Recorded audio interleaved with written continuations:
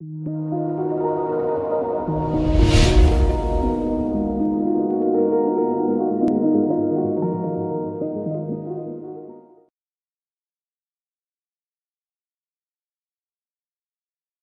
anak-anakku, ini adalah sebuah data. Kalian bisa membuatnya. Misalnya sebuah data tentang penderita COVID. Oke, misalnya seperti ini. Kita akan membuat grafik dari sini, dan grafik itu akan kita pasangkan dengan PowerPoint untuk presentasi mengenai COVID.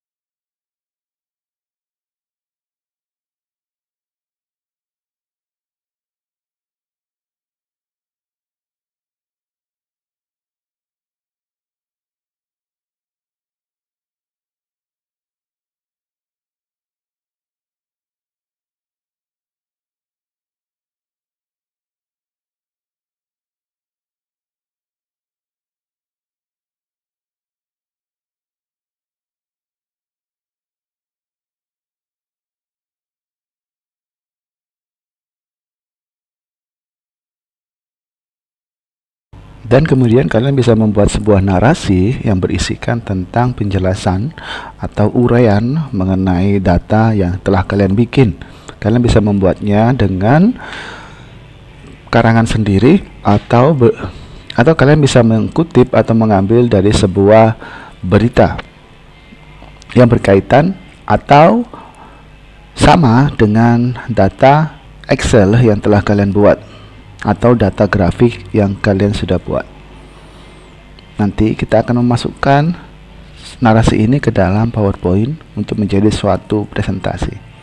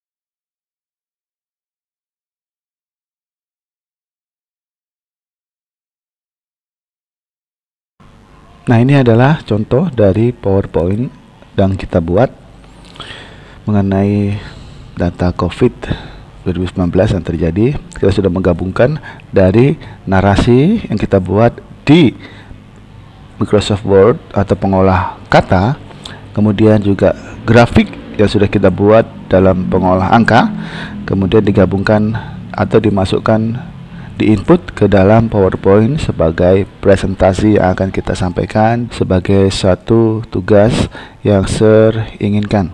Ini adalah ujian kompetensi bagi kalian. Jadi dipelajari dengan sungguh-sungguh untuk hal ini. Dan jangan lupa tampilan harus menarik. Kalian boleh mengambil bukan hanya data COVID atau hal-hal yang lain, misalnya harga sembako atau harga besi atau harga emas atau yang lainnya, atau bercerita tentang nilai kalian, dan berdasarkan nilai itu kalian bisa membuat diagram dan kalian bisa mengambil kesimpulan dari hal itu untuk dijadikan evaluasi bagi diri kalian.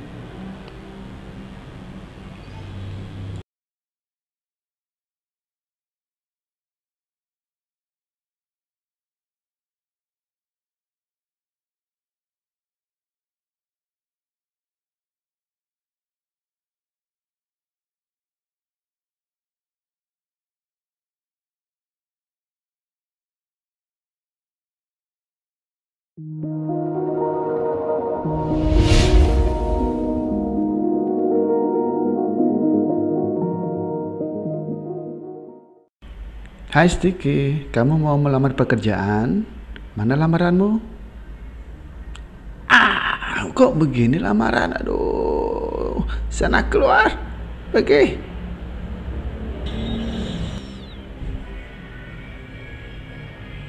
Hai anak-anakku semua, mengapa perlu kita belajar aplikasi Office? Di antaranya adalah karena aplikasi Office membantu kita dalam menulis surat, membuat permohonan, perhitungan angka-angka, memperkenalkan ID atau yang lainnya. Di antara aplikasi Office ada aplikasi pengolah kata yang membantu kita dalam tulis menulis. Dari aplikasi pengolah kata ada beberapa versi. Di antaranya adalah Microsoft Word yang selama ini kita kenal, kemudian Google Docs, LibreOffice, dan VPS Office. Mari kita coba salah satu dari aplikasi pengolah kata yuk. Mari kita cari fitur atau program Word di dalam komputer kita. Silakan diklik, biasanya di dalam Start, menu Start, kita klik Word, kita tunggu. Setelah tampil, muncul welcome screen yang di dalamnya ada option apakah kita milih template atau blank.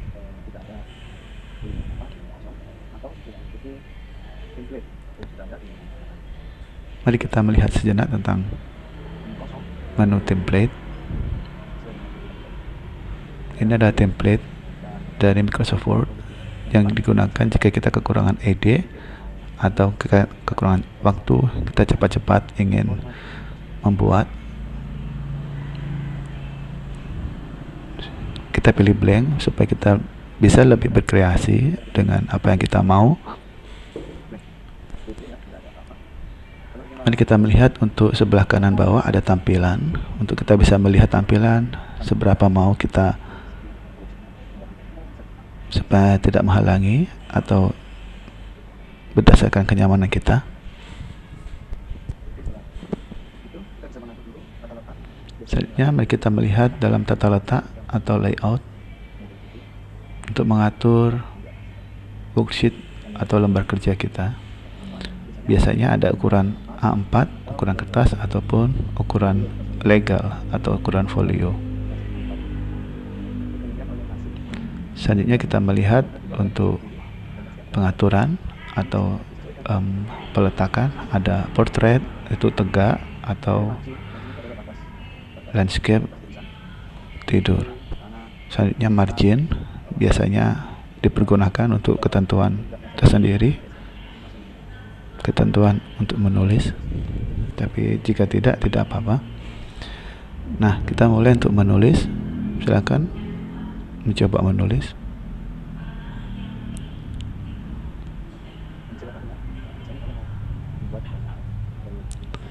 Kita bisa mengcopy dengan memblok terlebih dahulu, kemudian mempaste jika kita ingin membuat tulisan yang sama.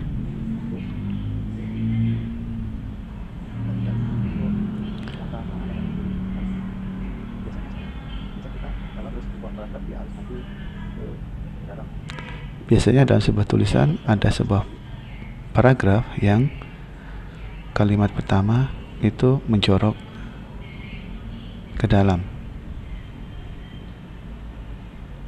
Jadi sebelum menulis sebaiknya menjorok ke dalam dengan menekan tombol tab sesuai dengan kebutuhan,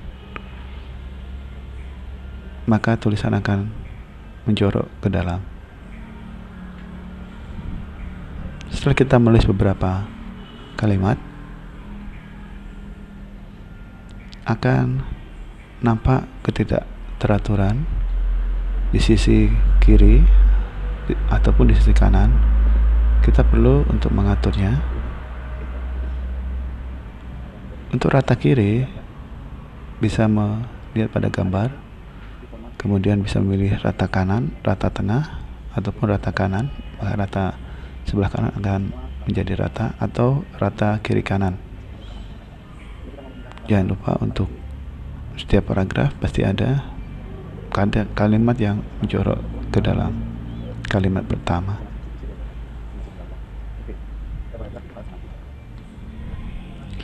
Kemudian kita melihat menu yang lain, yaitu sisipkan. Kita bisa menyisipkan gambar baik dari online langsung terhubung dengan internet ataupun dari komputer kita.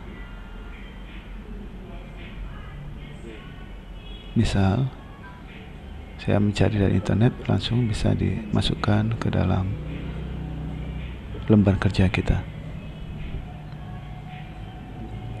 Nah, kita mencoba untuk mengatur font atau tulisan kita.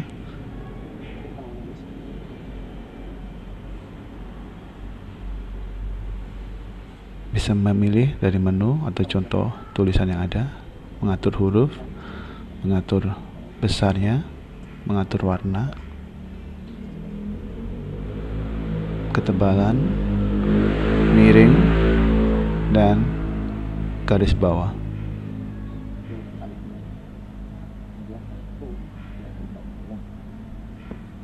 Jika memilih warna, bisa disesuaikan.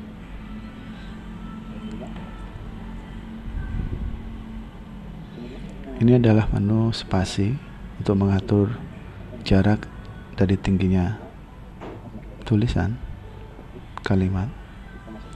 Kemudian ini ada menu tabel, memasukkan tabel.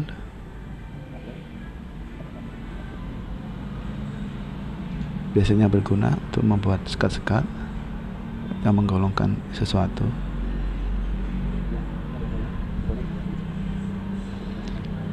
Kemudian bisa memasukkan baik itu bentuk atau garis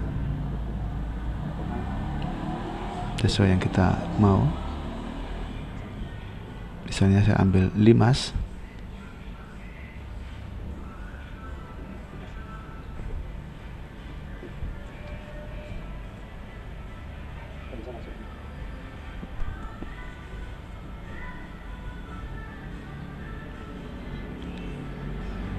bisa diatur naik turun ataupun kiri kanan.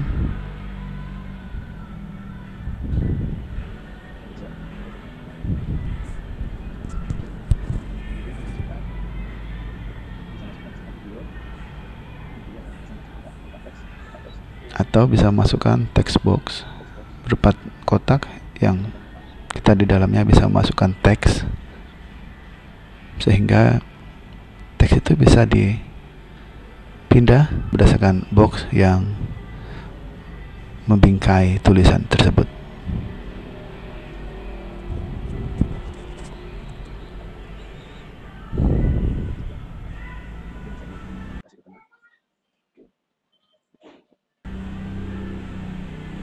Bapak kira cukup sampai di sini. Silakan dipahami dan dipraktikkan. Jika ada pertanyaan, kita akan membahasnya di kesempatan nanti.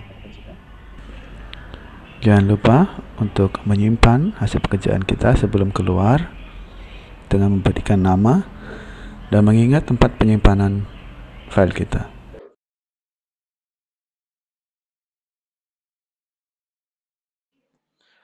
Oke, saya akan mencoba untuk membagikan tentang bagaimana membuat presentasi, karena dari beberapa tugas untuk presentasi ternyata banyak yang belum bisa membuat presentasi atau belum membuat presentasi dalam bentuk presentasi yang bagus ya. Jadi inilah bagaimana caranya kita belajar untuk membuat presentasi supaya dipersiapkan dengan teknologi yang ada. Misalnya menggunakan PowerPoint dari Windows, Microsoft ya, atau menggunakan Google Slide dari Google yang gratis. Kalau PowerPoint ini berbayar dan Prezi ini berbayar, dia lebih bagus karena dia memakai program zooming. Dan kemudian LibreOffice ini dari Linux, dia open source, jadi gratis untuk digunakan. Oke, kali ini saya akan memakai Google Slide karena gratis dan semua bisa pakai dari Google yang difasilitasi oleh Google. Bisa klik di icon Google, aplikasi Google supaya mereka semua bisa dan menampilkan program-program dari Google. Oke, pilih slide. Dan ini adalah tampilan template dari Google Slide. Jika kita tidak bisa membuat atau kurang ide untuk membuat presentasi, bisa memilih template yang ada atau bisa juga memilih blank untuk template-nya supaya kita bebas berkreasi. Oke, ini adalah contoh dari template prototyping presentation di bawah ya. Oke. Jadi kita tinggal mengganti tulisan-tulisannya di sini dengan tulisan yang kita inginkan. Dan ini adalah ketika kita memilih blank, kita bisa pilih blank untuk presentasi yang ada.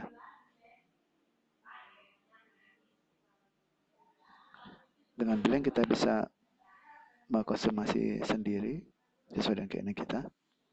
Oke, ketika kita pilih file, membuka tab file, kita ada menu open, import slide atau make a copy. Ini dari presentasi atau presentasi atau slide yang pernah kita buat. Kemudian download dari presentasi yang orang lain buat atau kita buat, bisa juga, atau merename presentasi yang sudah ada, atau mempublish web yang kita buat ini, presentasi yang kita buat ini ke web internet. Oke.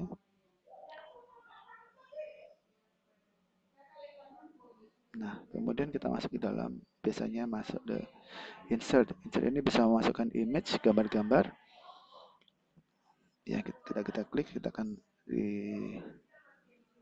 ditujukan ke mana, ataukah ke upload ataukah cari di Google search.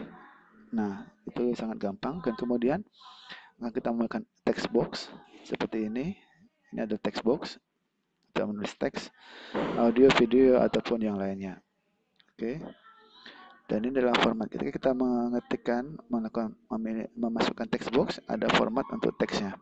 Lainnya spasi dan juga pengaturan teks di sini. Nah, untuk slide ini berkaitan dengan slide yang sebelah sini. Apakah kita mau membuat slide baru atau menduplikat slide, mendelete ataupun men-skip. Ada juga untuk transisi antara slide satu dan slide yang lain, ada di sini. Ini sangat bagus. Oke, ini fitur-fitur yang ada dalam Google Slide. Nah, ini ketika kita masukkan gambar, ada slide, ada gambar yang bertumpuk seperti ini, kita bisa mengaturnya dengan mengubah dari besar-besarnya ini, atau mengubah dari arrange, mau send to forward atau send to back, behind, seperti itu. Oke, ini adalah contoh dari gambar-gambar yang bertumpuk. Kalau sudah di arrange, nah gambarnya akan menjadi sebaliknya, atau juga bisa diatur dikecilkan. Oke, and then ini adalah hasil dari presentasi. Ketika kita menekan present, maka kita menampilkan presentasi yang kita buat. Oke, cukup sekian dari Sir, supaya semua bisa mengerjakan tugasnya dengan baik. Yuk, bye-bye, Tuhan berkati.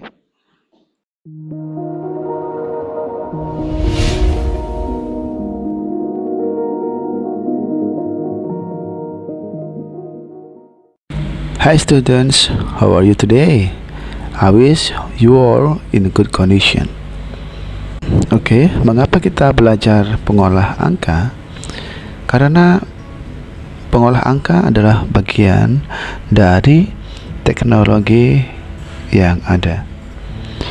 Dan kita tahu bahwa teknologi adalah buah karya manusia, di mana manusia diciptakan Tuhan dengan kreatif, karena Tuhan menciptakan sesuai dengan gambarnya yang kreatif dan berkuasa.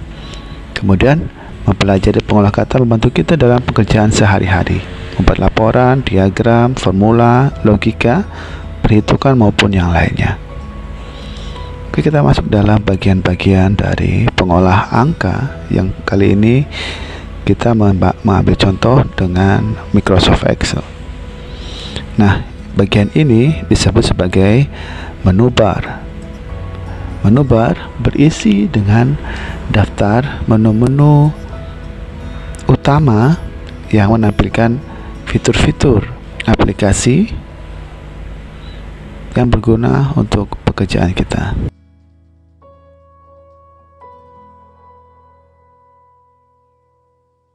Nah, kemudian menuju bagian bawah, kita melihat ada slider. Slider itu untuk kita bisa geser-geser untuk memudahkan kita dalam menampilkan apakah kita mau memperbesar atau memperkecil layar tampilan lembar kerja kita untuk kenyamanan pengguna. Kemudian layout adalah model tampilan dari lembar kerja kita. Oke, kita melihat di sudut atas bagian kiri, yaitu ada yang namanya nama sel dan juga sel, di mana nama sel itu memuat informasi tentang sel yang kita pilih, misalnya A1. Ya, sedangkan sel sendiri adalah titik pertemuan antara kolom dan baris yang menjadi titik kerja kita yang sedang aktif.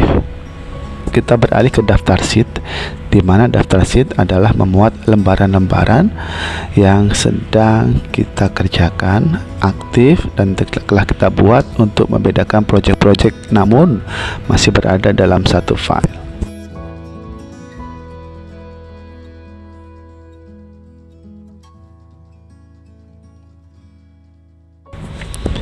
Berikutnya adalah tampilan baris.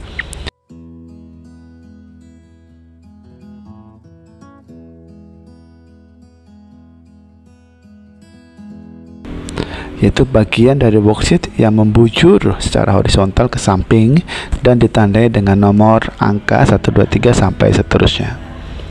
Sedangkan yang melintang secara vertikal kita namakan dengan kolom. Yaitu kolom adalah bagian dari worksheet, bagian dari worksheet yang melintang vertikal ke atas dan ditandai dengan huruf ABC dan seterusnya. Oke, kita masuk dalam tampilan worksheet yang lain. Nah, kita masuk pada bagian formula bar. Formula bar digunakan untuk menampilkan informasi tentang sel yang kita kerjakan. Apabila sel dituliskan dengan rumus atau formula, maka formula bar menampilkan rumus tersebut, sedangkan sel akan menampilkan hasil dari rumus formula tersebut.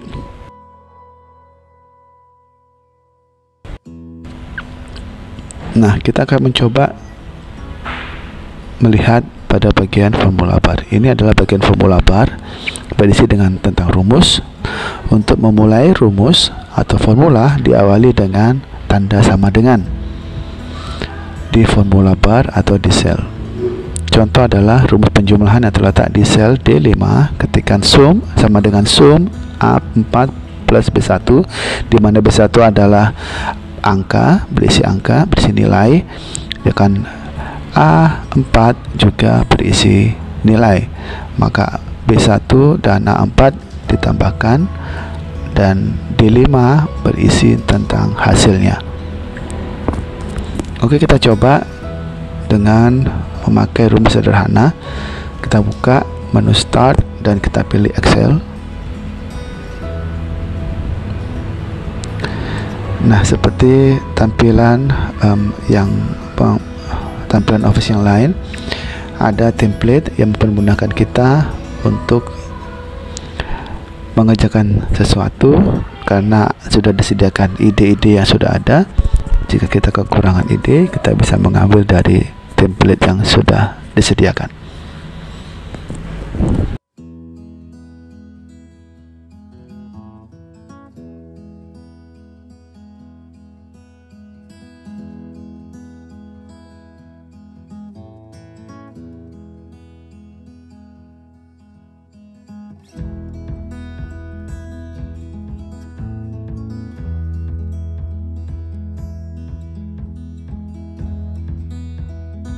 Oke, sekarang mari kita coba dengan rumus-rumus yang sederhana.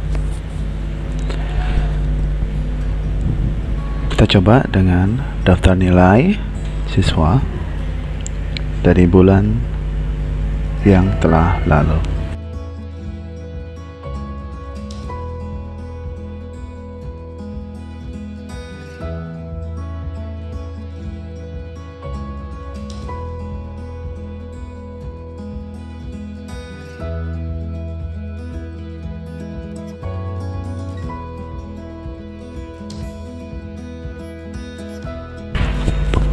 Nah, kita bisa buat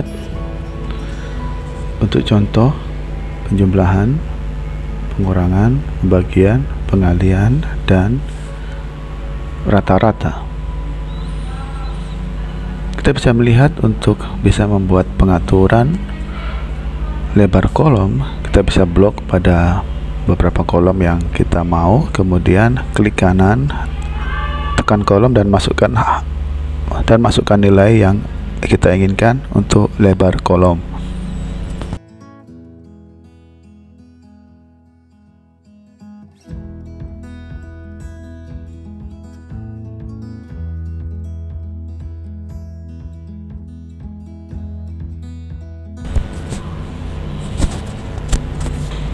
Pada bagian penjumlahan, untuk memulai rumus, masukkan sama dengan, kemudian bisa dengan cara memilih menu formula yang sudah disediakan, dan kemudian kita pilih sel yang kita tunjuk, misalnya B4 dan D4,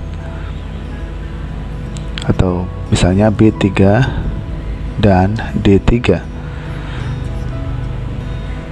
Untuk penjumlahan biasanya memakai sama dengan sum,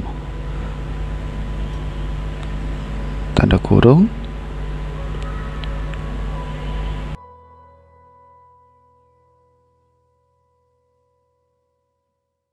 masukkan sel yang ada nilainya, misalnya B3 dengan D3, maka akan keluar hasilnya.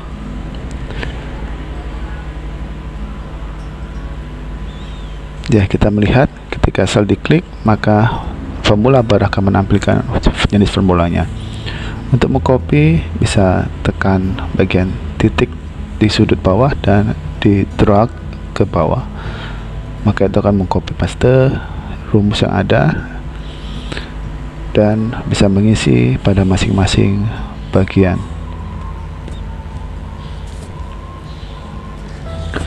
Untuk pengurangan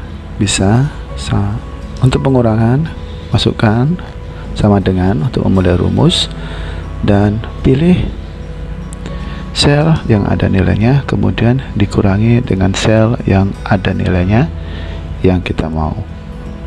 Kemudian akan muncul hasilnya, dan kita bisa copy paste dengan mendrag sel yang sudah ada rumusnya tadi.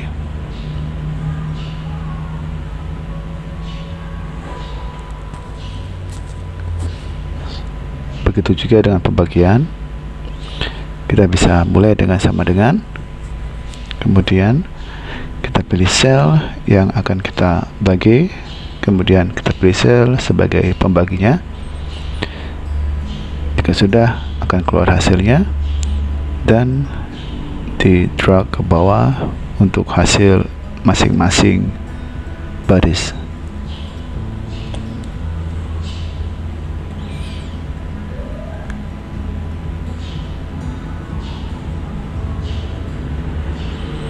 Itu dengan pengalian,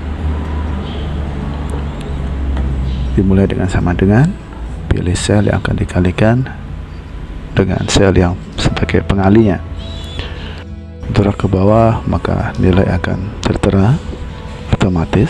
To average, untuk rata-rata kita bisa memilih menu average sama dengan formula average dan pilih sel yang akan dirata-ratakan.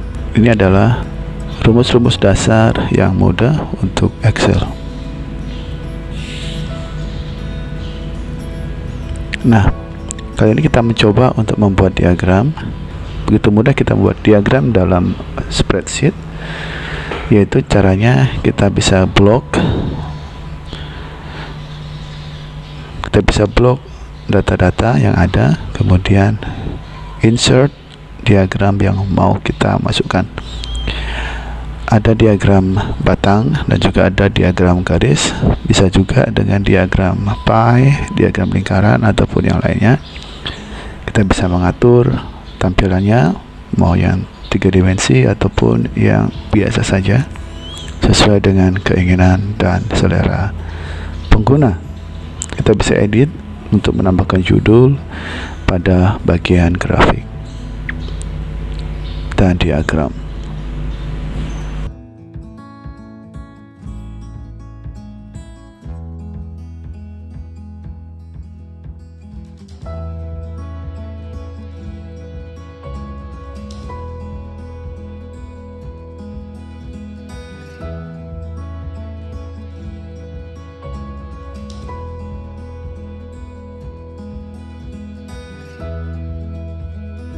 Student, saat ini kita telah belajar menggunakan aplikasi pengolah angka menggunakan Excel yang berbayar, produk dari Microsoft. Selain Excel dari Microsoft, pengolah angka yang populer adalah Google Sheet yang disediakan gratis oleh Google secara online. Pengolah angka yang lain adalah LibreOffice dan VPS Office. Kita bisa mencobanya di suatu saat nanti. Jadi kita ingat kembali bahwa teknologi adalah buah kreativitas manusia yang diciptakan Allah serupa dengan gambarnya yang kreatif dan berkuasa.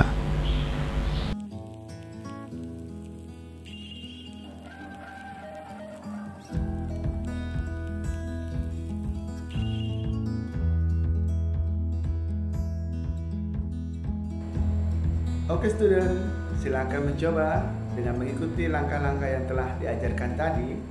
Kemudian kerjakan latihan-latihan yang ada di Google Classroom. Sampai jumpa, Tuhan memberkati. Bye-bye.